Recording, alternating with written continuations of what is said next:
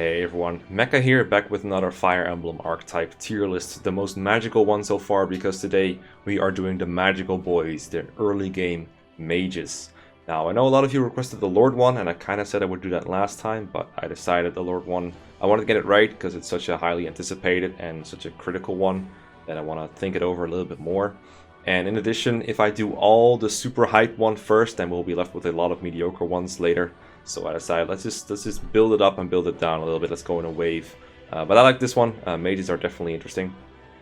Some of you might call this the Merric archetype. I disagree with that term. I don't really like the term Merric archetype, and I'm going to explain why.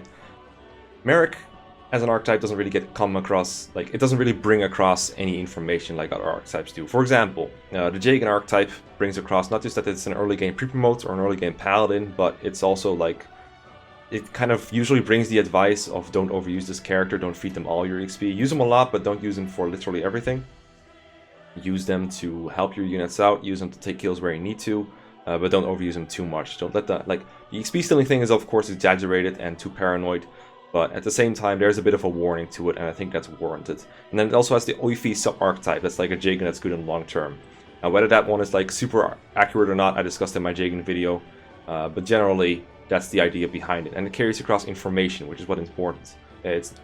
Archetypes, in my opinion, are about more than just grouping people into like boxes, because this box we could just call it early game mage and we would get across the same information, because there isn't really much that these early game mages have in common besides literally that. And this being Fire Emblem, a game with a class system with a lot of units in different kind of classes and purposes, there is always going to be a character that fulfills a certain early game class niche. You always have an early game mage, early game healer, early game archer, early game fighter, early game armor knight, and you know, that's tradition, but it doesn't mean we need to give it like a more complicated name than early game mage. New players can't really learn anything new by calling them Merrics instead of, you know, just early game magical boy, and I think that's just fine. So for today's one, I only included mages that join very early in the game, unpromoted, and they have to be male. There's some female users that join early, like Linde, for example, could have been a good inclusion, but I decided to go with male only. So I included the following people: the OG Marik. This tier list only has FE3 portraits and all onwards, pretty much. So this one is going to have to suffice for FE3 and FE1. Then we got this one for FE11 and FE12, because this one also only has one from every one of those games. So every character that's in both 11 and 12 will be represented by one portrait. Ubello is in FE3 Book 2 as well as FE12. Then we have Asell from FE4, Lewin, Arthur, and Amid from FE4. Amid is the substitute of Arthur if you don't pair it tilt you. For FE5 we have Asell, FE6 we have Lu, FE7 we have Urk, FE8 we have Arthur. Now I know Arthur uses light magic, whereas pretty much all these use anima magic, but note that I said mage, I never said anima magic user, but he does kind of break the trend a little, but Lute is female, so she couldn't fit on here, and I wanted to have some kind of FE8 representative, so there's that. Soren is in both FE9 and FE10. We got Rickon from Awakening, Owain Dark from Conquest. That's the only game from Fate that I have finished that I feel comfortable talking about. Bowie from Echoes, Hubert from Three Houses, as well as Linhardt and Lawrence. Now these three, they are not necessarily mages, but they are best as one. Their stats hint towards them being mages. Lawrence kind of wants to be a cavalier sometimes, but I found him much more effective as a mage personally. And I want to have some Three Houses representatives, so I thought it would be nice to have him on here as well. Three Houses breaks with a lot of tradition. All the students can technically be anything. These can be anything else than mage if we really want them to. But I figured it was nice to have some Three House representation. So those are the units. And now we're going to talk about how good they are. Now I'm not just going to like compare them in a vacuum, like be like, okay, Asell has higher stats than Urk, so Asell is better. It's not how it's going to work, because everything in FE4 has higher stats than Urk does, so it doesn't really make any sense. Now the OG Merric, I don't know a whole lot about FE1, but I did look up a little bit about it. And one thing that I noticed, first of all, enemies just don't have any resistance whatsoever, so that's cool. That's one big advantage of mages, is that they hit on a lower enemy defense stat, because defense is usually higher than resistance, so that's nice for all these. But in FE1 they literally always have 0, I think, which is pretty funny. They also don't really have a magic stat that I can tell. They just do damage equal to the might of their weapon, so if fire has like 5 might, then he does 5 damage. But I've never really played FE1, at least I've not finished it, so I don't really know a whole lot about OG Merric. I just know Martha is OP in that game, I know Jagan is OP in that game, and that's pretty much it. I know Sita is okay, it's like really damn good too. But I don't really know what to do about FE1 Merric. FE3, Book 1 and 2, I did play these games. I really like Merric in those games because there's no weapon rank system with like tomes and stats being on a separate thing. Instead, there's just one stat called weapon level. And every weapon also has a weapon level stat, and if you have a higher or equal weapon level than that weapon, then you can use that weapon. And it grows as you level up. And I remember Marik getting fairly high weapon level over the course of the game. Of course, in FE3 Book 2 you have star shards to boost the growth, so that might have something to do with it. But the point I'm making here is that Marik, after he promotes to Bishop, can actually use like pretty much any staff you want him to, as long as his weapon level allows it. He doesn't have to separately grind his staff rank like some of these other guys have to do. And I think it's pretty cool. I think it's pretty helpful for the OG Marik, so I thought it was pretty good. Not the most broken characters in those games, like the Draco Riders and I would say Marth are better overall. But it's pretty good. I think the Cavs are better too, depending on what game you're talking about. So I'm going to put him up in like B tier. I thought it was pretty good. Not like super amazing, but pretty good. Marik also has access to Excalibur, which is just like a ton of damage. I don't think it one-kills enemies, but it can crit to do so, and it's just really damn strong. I don't remember if it's effective on flyers in the older games. I know it is in the newer games, so that's important. But that really helps the new Marik. One thing that Marik does kind of have is that he gets overshadowed by Wendell. Of course, we're not really comparing these guys to Wendell, but more like kind of to each other's utility. But if Marik were the only person able to use Excalibur, I would rate him much higher. But as it is, Wendell is always there to use it, so it's not really a personal weapon for him. People sometimes think it is, but Marik can use it at E rank, for example, in Shadow Dragon, whereas other characters need to be, I think it's C or B from the top of my head, and that kind of hurts him, the fact that he's not the only person who can give it to you. Because like if one person can use it, if like let's say the Siegfried from Xander, the only way you're going to be able to use it is to use Xander. So Xander's pretty good because of that. But because if other people were able to use the Siegfried, then that would make him a little bit worse. Random example, I don't even know if it's Sunk use Siegfried, but there you go. So I think this one is a little worse. I don't think Shadow Dragon Merric is bad per se. I might even still put him in the same tier, or maybe like in C tier.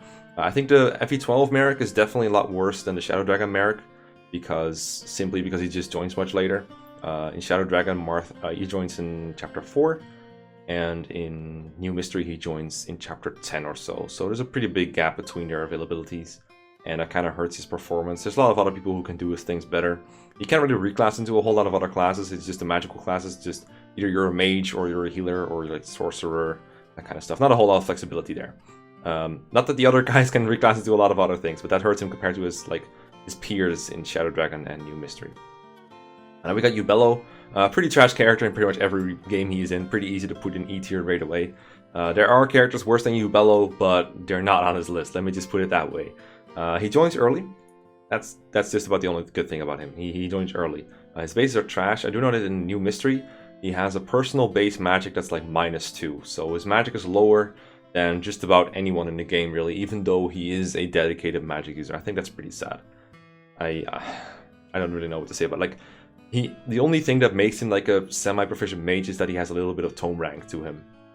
He has the same tome rank as like Linde, for example. That's really all there is to him. This Ubello, the FE3 one, I guess has the perk that he can promote just like Merric and be like a bishop with high weapon level and stats, but that's really all I can say. Not impossible to use. He does have good growth, but then again, everyone in his game has good growth, so that doesn't really say a whole lot. Definitely the worst of the bunch.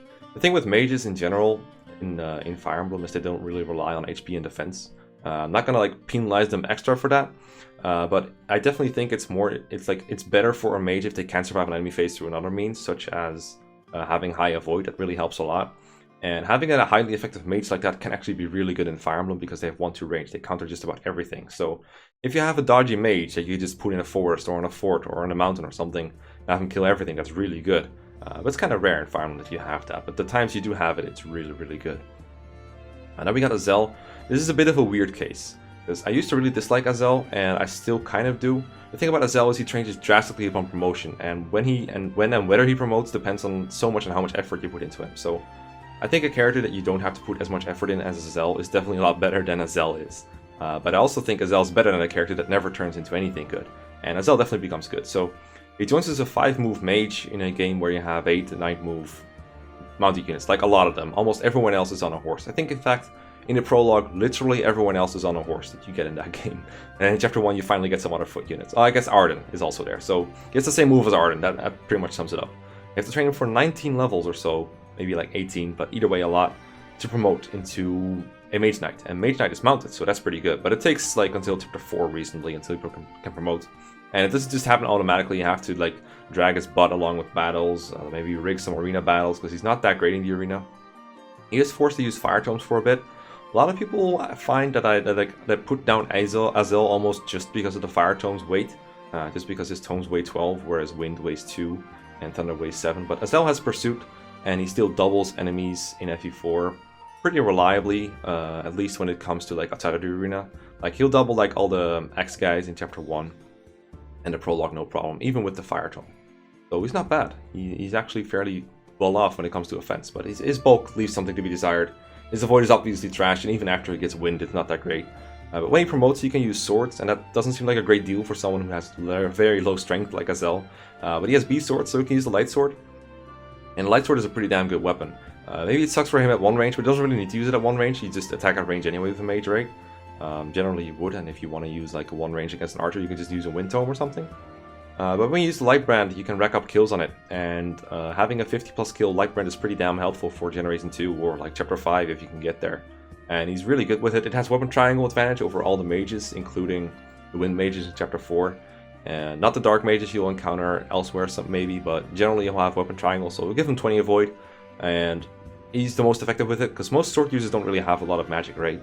Someone like Sigurd, Beowulf, Alec, they might be better units than Asell is, but they don't really have a lot of magic. But Asell, he too goes just about anything with the light sword, and at range, it casts a 5-weight lightning spell with 14 might. It's pretty good. It's basically like, if you know Steady's lightning tome, he hits that hard, basically. It's really good. But to get there, you have to put a lot of time into it. It's not really much of a turn investment per se.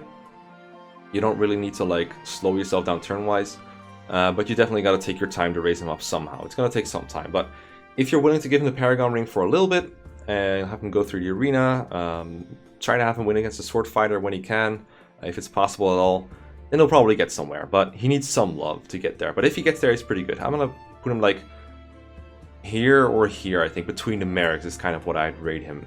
It's really dependent on who you ask, really.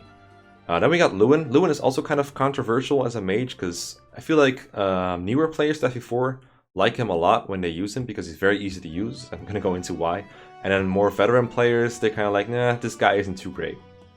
So Lewin, just like Asell, he can promote, sure, but he doesn't gain a mount, so he always stays a 6-move bard, or which is basically a mage, or he turns into a sage. But when you visit Silesia in Chapter 4, he gets the whole Seti Tome, or the 4 Seti Tome, and that tome is ridiculously good. It gives him 30 might, it gives him 10 skill and 20 speed, and those bonuses alone are ridiculously strong. He doesn't have pursuit, so he doesn't double reliably, but with Forseti he might as well, because he one-shots a lot of enemies, and then he also has adept with insane activation rate, and also critical with a lot more activation rate. So damn, he turns into a monster. He doesn't kill everything per se, but you could give him the pursuit ring and make him kill everything, or just rely on the procs, and honestly he'll kill like 80 to 90% of what he faces, which is good enough. And then the avoid that he gains from the Forseti tome is just so good that some enemies will just not even attack him. So he's really damn good at that. The problem with Lewin is he's not mounted units, so he'll never keep up, and he doesn't have pursuit, so he's never reliable at killing things unless you're willing to give him the pursuit ring. That's why veteran players don't like him a whole lot, but for most newer players, he is like a brain-dead good unit. You can't really go wrong with him. With 1-2 range, and the ability to kill like everything based on luck, and just he can't really die unless he gets very unlucky, it's invaluable. So I feel like a lot of new players here will put him just straight to put him here because he's that good. And then as you play more often, you might put him lower and lower and lower. So it might look crazy to some people that I'm not even putting him anywhere near here. But the thing is, before he gets Forseti though, let's not forget he's not that great. His best weapon is Elwind. He still crits and like adapts a lot, but not as much as you would like to. He does like destroy the arena, but other than that, he's really not that good at combat. You kind of have to drag his ass around. 6 move is better than 5, but not that much so. Having a mount would be much better. You could give like, see people argue that in FE4 you can give people the leg ring to make up for this shortcoming, but honestly, you could do that to anyone. So if you take into account the leg ring, then everyone has +3 move, and Lewin is still falling behind. That's the short version of it. So right now, I actually had an LTC list once, an LTC tier list, and I put Lewin below Asell. I wouldn't go so that far for this tier list, which is more like slightly more casual oriented than anything else. It's not like an LTC tier list, so I would still put him over Asell. I think he's better, easier to use in this context, but if he were to like go by saving turns, I think he would be a lot lower than this. He's a foot unit FE4. That's never really that good. Honestly, the more I look at it, the more I want to do this, honestly. Like, he's not that great. He's really not that good. This guy, first of all, I gotta say, I love Arthur's hair. He is so freaking... I love the hair color. It's so good. So Arthur is one of the FE4 kids, one of the second generation, and that means he can be a lot of different things. His father could be Lewin, and he could have the Forseti, and he could be like a level 2 unit with plus 10 skill, plus 20 speed, and 30 might. One kills just about everything, can double with Pursuit Ring if you give him that. I can get him down to 1 HP, use Wrath, which he has because Tilt2 has it. One kill just everything, owns the arena. Just like Asell, promotes into Mage Knight fairly quickly because it's just so easy to train. And that would, honestly, for most players, it would put him in S tier right here. But his dad could also be, I don't know, Beowulf or Medir or Noish, and then he'd be more like here maybe or something. So I don't really want to like bias towards bad dads because really there's no reason to give him a bad father. But there's also no guarantee that you're going to give him Forseti because pairing Lewin with Tilt2 is not a guarantee. You could also pair her with, Lewin with Ernest. There we go, there's her name. And that's honestly not that much worse. In fact, you could argue it's better. It's definitely better for an LTC context. So I'm going to put him here for now. I think he's pretty good there. He's likely to have Forseti, but not guaranteed. And even if he doesn't have Forseti, he's kind of a mediocre mage. He's like a slightly better version of Asell in a generation where all the other characters are much stronger because in Gen 2 people are just stronger in general. Wrath is really nice. You just guaranteed clear the arena because you get down to 1 HP when you lose and you just go back in. You get a guaranteed critical and then you just win. So he's very easy to train up. Lex Tilt2 is also a very fun pairing where you give him advantage in addition to Wrath, and he also has Paragon, so he grows really fast, can promote very fast. Then in Chapter 8 you have the Thoron Tome. You just wanted to kill a bunch of things before they attack you because you attack first with advantage and then you destroy them with a Wrath crit. Both activate at 50 HP or lower guaranteed always, so pretty damn nice. But if he's just a generic mage with just, you know, like Asell, then he's really not that good. He can get by, you can train him, he's still fine, but he's not that great. But mounted Forseti, if he has that, he is super broken for pretty much half of Generation 2. And some people say like you should rate FE4 characters lower because they're only around for like 5 chapters compared to most people, but I rate an entire generation of FE4 as one whole game, because pretty much nobody is available for the whole game to begin with. It's pretty unfair to penalize them for not being around for 5 chapters, in my opinion. Only Finn is available for the full game, so that is my rule set. If you have a different rule set for your tier list, that's great. But the point is, this is my rule set, this is my list, these are my rules, and I count a generation as a game. For the sake of availability. Amid is a terrible version of Arthur. I always confuse these two. This Arthur guy and then this Arthur guy. But Amid is like, he's like, I say like a lot. He's like this guy. He's like this guy, but a lot worse. He doesn't have Pursuit, and he doesn't even promote into Mage Knight. He promotes into Mage Fighter. I think it's called War Mage in the newest patch, the Project Naga patch. And War Mage is just a 6-move infantry guy with swords. It's pretty terrible. No pursuits, nothing else notable about him. I mean, it's okay. He's better than Ubello, I'll give him that, but it really pretty much ends there. Substitutes are never really good, with the exception of like Linde and I guess the dancer, Layla. But other than that, they're never really that great. Asbel, hands down my favorite on this list. I mean, I like his hair the best, but this is my favorite character of all these. He is so strong in Thracia. This is easily the best combat unit in Thracia, beating even like the famous Uji Orson. So strong. He has Graph Caliber, which is basically Excalibur, a high crit tome in a game where he also has Pursuit Critical. In case you don't know what that does, he has, I think, 3 Pursuit Critical, which means when you double, his crit rate is multiplied by 3. And Excalibur already has like, I think like 25, I think like 40 crit built into it actually. So he's basically guaranteed to crit if he doubles.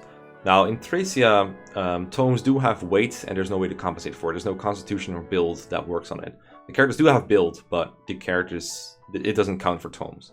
So that means Asfel will be weighed down by tomes. He can never reach the maximum speed, which is 20 in Thracia, but that's okay because his base speed is okay.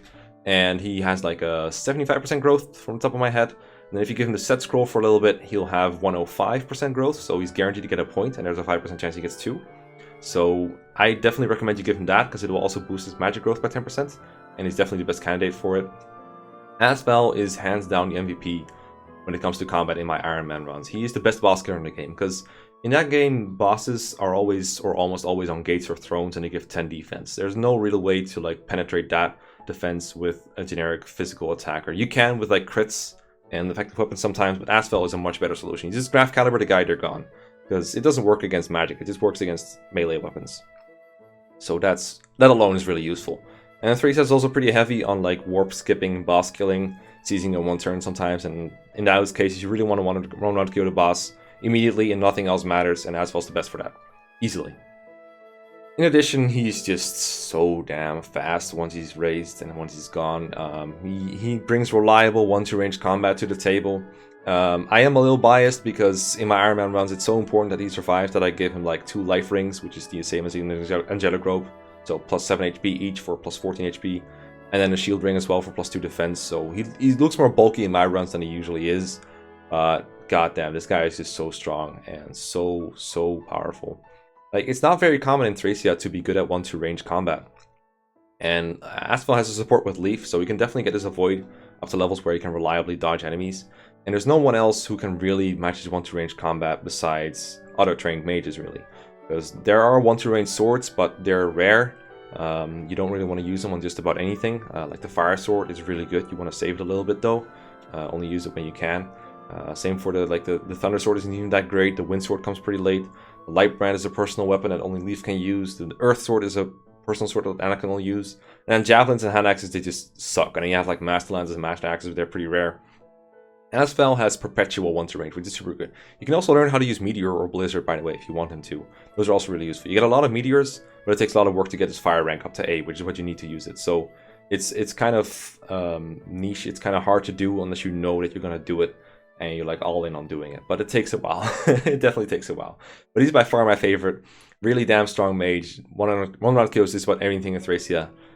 Super sad if he dies. Alright, it's time to fuck up my my dimensions by moving Lu somewhere. Lu is an FE6, and an FE6 tomes are really light, and fire is very accurate, and then FE6, not a whole lot of characters that are very accurate early on, because they all have to use like an Iron Lance, and they can miss a lot, especially in Chapter 4. Hitting is not very reliable, and it's really nice to have accurate chip damage. Lu does have fairly low magic. Sometimes people want to use Lina over Lu, just because of his low magic. The secret to using Lu, though, is that you just gotta persist a little bit. His magic will grow, it'll just go slow. And then when he promotes, he gets +4 magic, and he's actually fine. He's perfectly fine. Even if his magic isn't that great, he can use our caliber against the many wyverns in FE6. Do just fine. He only gets E-stabs when he promotes, that kind of sucks. But he can still heal people if you want him to. That goes for a lot of these people, don't get me wrong, but healing hasn't actually been too common for these mages so far. Asell can do it, he actually gets D-stabs, which is also a kind of nice thing. But yeah, he gets E-stabs, which is not too great, not too useful. But in general, Lu is fast enough to double in FE6, which is kind of rare. He does have severe durability issues though. Like, Lu can get one-hit KO'd by several enemies, even like beyond the early game. Unless you give him like a stat booster, he's going to get one-hit KO'd by a lot of stuff. You have to be careful. But enemies are also very inaccurate in that game, so sometimes you can rely on dodging. But without supports, that can be kind of dicey. So you want to be careful with this guy. So he can work as a long-term unit, but he's not fantastic at it. But he's alright. I'm going to put him like... I think like here or here would be most appropriate. Maybe he's actually worse than Lewin by a little bit, because FE6 is also very amount dominated. But I think it's easier to raise than Asell for sure. He's more accurate than that. So let's go with that, and there we go. My dimensions are fucked up. Give me 1 second. Here we go. Then next up we have Urk. Now, Urk kind of gets a bad reputation because he's not Pence and he's not Nino, so not a whole lot of people like him as much. Like, people who want a really strong magical character, they just tend to use Pent in the mid game, and then people who want to raise the character from like the bottom up, they want to use Nino. And then Urk is kind of like just sitting there in the corner, like, oh, sad, nobody uses me. And then there's also like Kanas, who's also a lot cooler, and then some people like Lucius, I guess. So Urk kind of gets forgotten sometimes. But I think it's important with characters like Urk that you don't just look at like characters of the same niche. You just look at like, hey, can this character be good or not? Like, how helpful is this character, you know, in a vacuum or like in my team? Don't necessarily look at him as like competition for your other mates, but just as a character on his own. It actually holds up pretty well, I find. Like, just like in every other game, FE7 enemies don't have a whole lot of res, and Urk has enough speed to double, so he can generally one-round kill enemies. Not bosses. He doesn't kill everything, but he once he gets going, he's pretty fast and he just one-round stuff. It's not bad at all, actually. Sure, his durability isn't as great, but it can work. Like, if you support him, it works. If you don't support him, I still find it sufficient to take like 1 hit at the very least, even in Hector Heart mode. Nothing wrong with Urk, really. He works pretty well. It just doesn't really stand out a whole lot. But like, people will go like, you know, he gets magic screwed, but I think his magic is fine. It gets the job done. Thunder, I want to highlight real quick. It's a really good spell on FE7. More might than fire. It has some crit to it. It doesn't weigh a whole lot. Urk gets weighed down by like 1 or 2 points before promotion, but after, I think he can use it just fine. After promotion, he only gets E stabs, just like Lou. But the cool thing is in FE7, if you want to be able to use warp, in like even in an LTC run, you can get there if you want to. Even with an E rank like Urk or Kanas, they can still get to A rank warp, because FE7 just has so many defense chapters where you have nothing to do except, you know, heal as much as possible and get all the XP you can. So Urk can get a lot of staff XP in regardless of like a low turn count run, which I think is a pretty cool niche for him. Now, I did say this tier list is not for LTC runs only. It's more accessible to casual players, so they kind of have an idea of how good a character is. But hey, I think Urk is worthy. I think I'll put him right below Lou. I think Lou has more of a niche to fill than Urk does. I think there's more. He stands out a bit more amongst the crowd. There's a little more reason to use Lou than there is to use Urk.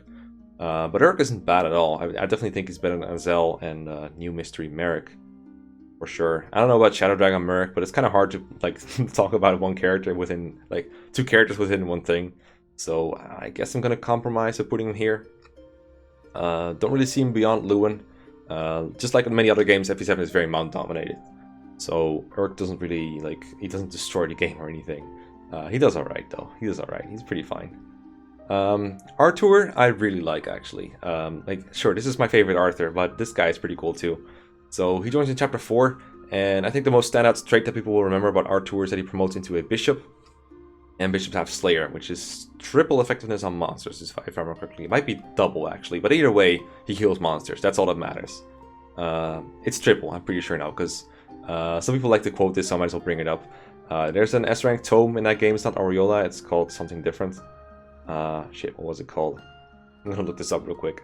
It's called Ivaldi. There we go. Ivaldi is double might against monsters, but Bishop's Slayer makes it triple. But unfortunately, Ivaldi overrides that might. But it doesn't matter for Arthur because he kills things that are weak to Slayer anyway. It doesn't matter if it gets doubled or tripled. But it's nice that he can use non-legendary weapons to kill monsters.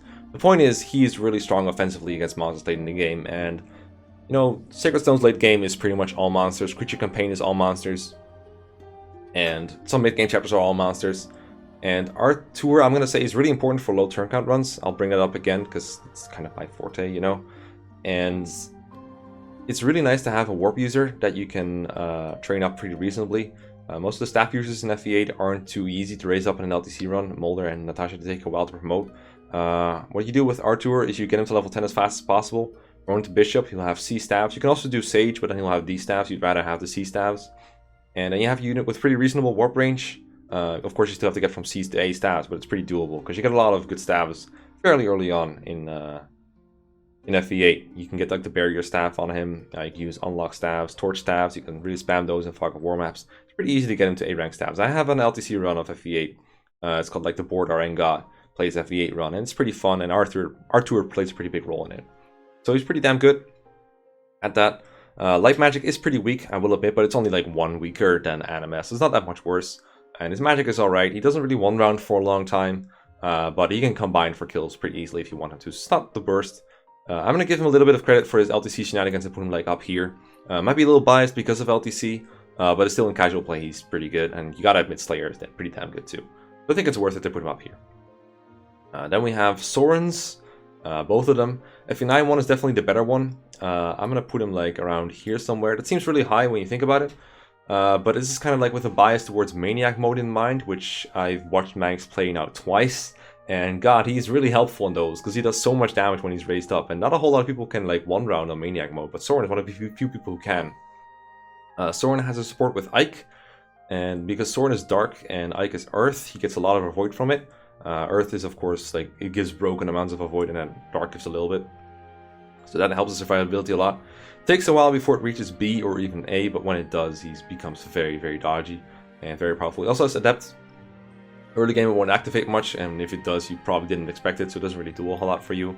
But when he does have it, oh boy, it's a lot of damage. Early game, I will admit, is definitely a weak point of his. So thinking about it, his early game is bad enough to where I might want to put him here instead. But just the fact that he's around for it helps him a lot in FE9. Of course, all these are early game mages, so it doesn't really make a difference here. But it's nice to have an extra guy that does chip damage. But Soren does need a lot of help early on, a lot of shielding, so it does drag you down a little bit. I don't think he ever really drags you down, other than like the resources it takes to make like people steady repaired and give maybe a pursuit ring or a magic ring. Soren takes a bit of love, a bit of bonus XP, but when he gets going, he really gets going. And his magic is super high. And his strength is low. Some people are like, hey, his strength is kind of low. I don't really like that. I don't like how he loses speed from tomes, because that's how FE9 works. You have strength to determine whether you lose speed or not, instead of a constitution stat. And that does kind of suck, but at the same time, Soren has like more speed than he needs to double enemies, so we can afford to be slowed down a little. And if you get lucky, you get strength. It kind of negates the point anyway. Doesn't happen often, but he's faster than Ileana even with the strength penalty factored in.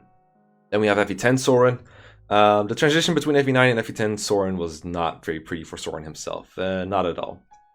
So he joins as a Sage now, but among like all other promoted Grill mercenaries, and he's one of the worst of them. He comes with Adept again, but this time you can take it off of him, and it's actually better to take it off of him and put it on someone else, because Soren doesn't double in this game. Like, pretty much never doubles. Even in normal mode, he has some severe speed issues. He also has luck issues. He can get crit when it killed sometimes, so you want to keep him safe at all times. The game is also not very friendly to player phase units like Soren. You can't really tank, like avoid tank like he did in FE9, because, I mean, he could support with Ike, but Ike can support anyone, so I don't know, it's not really like an exclusive boon to him anymore, like it was in FE9. And yeah, that just leaves him with this mediocre durability, and that game is very enemy phase heavy. There's a lot of route maps, especially in part 4, where Soren is just not very good. And like I said, he doesn't really double reliably, so you also don't really want him on the front lines, even if he could survive. So I'm gonna put him around here. I wish he were higher, because I like Soren a lot, but this is not a very good incarnation of him. You get stabs again after promotion, but not really enough time to build him up anywhere. I mean, he can't do rescue utility in like the low turn count runs and stuff. You want him to. I've seen him do that, but yeah, it's not nearly like this level of staff utility, for example. Not even this level of staff utility. It's not that good. Rickon is someone I can't really say a whole lot about, because I've only played Awakening a couple of times, and I never finished a run where I used Rickon. Or I should say Rickon. That's how familiar I am with him. All I really know about him is he's not a kid, because that's what he says all the time. That's really all I know about him. I mean, I know he's a mage. I know he's like kind of useful in his joining chapter, because he can Elwind like flyers, and I know he's very fragile. I did use him for a little bit. I wasn't really impressed, but at the same time, I don't really know what to do with him. I don't think he's very good.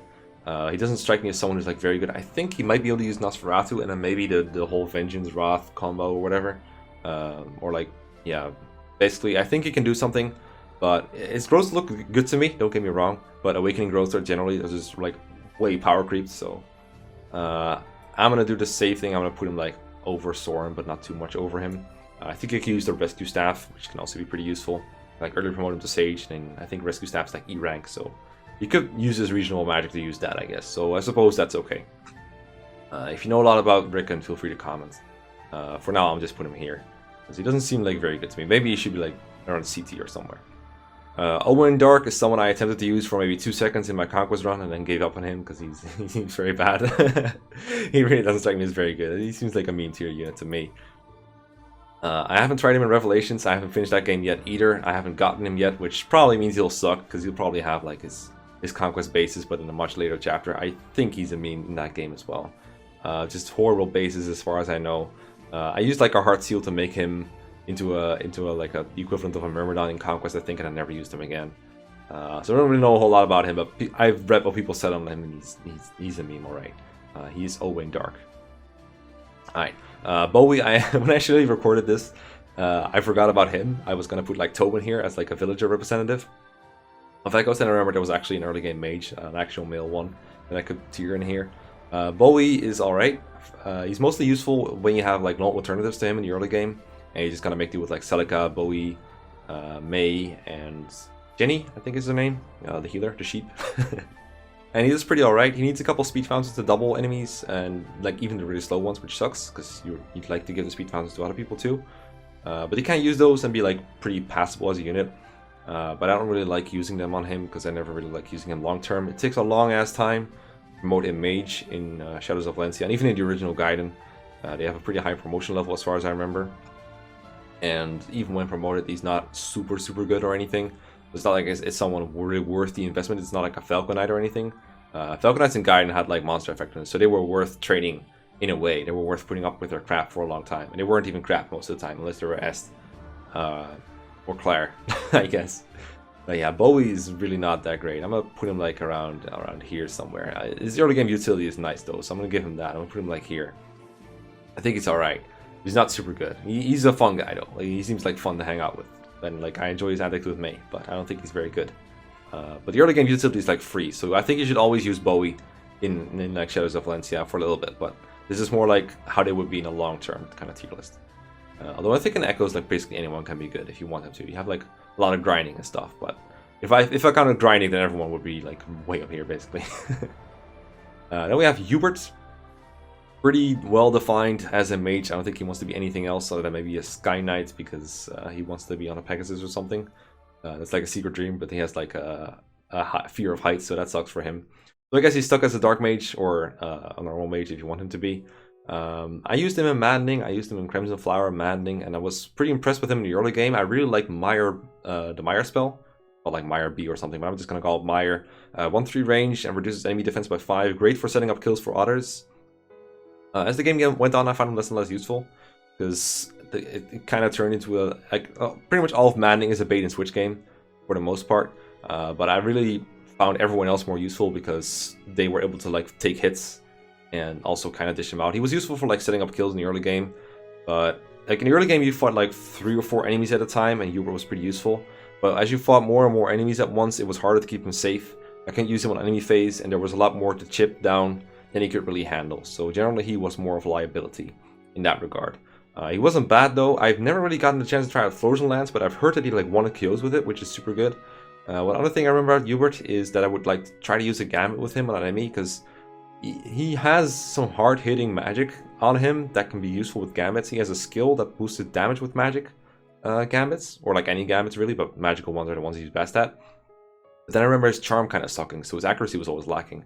And I needed to use like Gambit boost to even get like reasonable accuracy, and even then he'd miss sometimes. So I didn't really like that.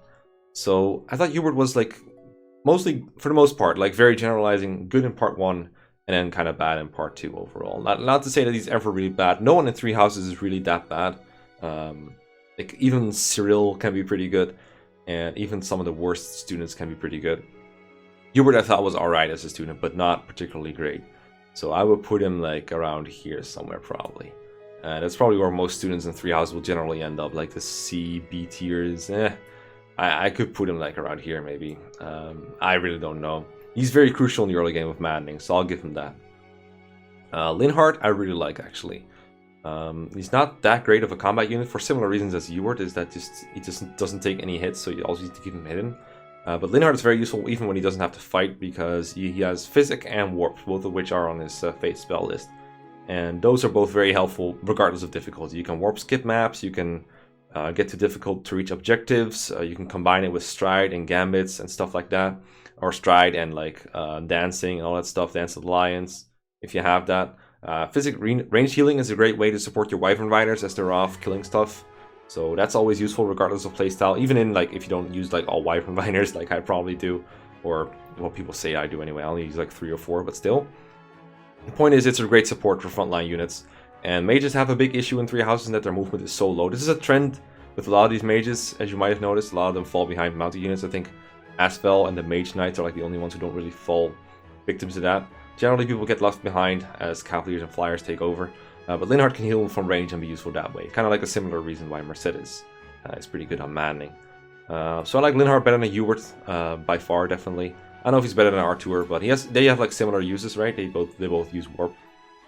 So that's pretty nice. Last one in my undefined tier is Lawrence. Lawrence Helmond Gloucester. He likes to go Cavalier sometimes. I made him Cavalier in my first run, but I actually found him as a mage. Once I reclassed him, much better. Even though I raised him as a physical unit, he worked much better as a mage on hard mode. I've never tried him on Maddening though, so I look forward to trying that out. I will give him shoutouts for having the ability to use the Thyrsus and actually being able to use the durability boost that it gives you. It gives you like Pavise and Aegis randomly. Lacithia, I've said that she really doesn't use it very well, so you should use Thyrsus on everyone. But I think Lawrence, when you have like the Thyrsus and a guard unit on him, you can actually do some frontline action. I haven't watched Mangs' Let's Play of Golden Deer Maddening too closely. The one he's doing with Jazz right now, it's probably finishing up as we speak. So I don't really know how durable he has been, but I know they have been giving him an guard adjutant, so I think he can do some frontlining stuff if he wanted to, even on Maddening, which I gotta give him props for. Of course, he still doesn't one-round kill per se. I don't think he doubles enemies on Maddening. Few people do. I think you have to live at like Petra or Felix to double reliably on Maddening, so I don't think he can do that, but he can definitely do some work. I'm gonna put him like around here somewhere. He does have a personal skill that boosts his damage a little bit if he has a battalion. It's basically a free +2 damage. Doesn't really impact very much beyond the early game where every point of damage matters. But it's nice to have, I guess.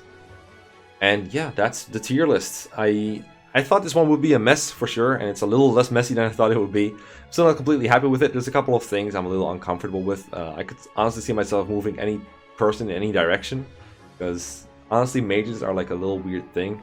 They're not a unit I typically use a lot of. I tend to be very focused on higher move units, but I always seem to use a couple of mages to support my squad. I like using them in the early game especially. I love how they don't take counters. Some of these I use a lot, and I mean a lot.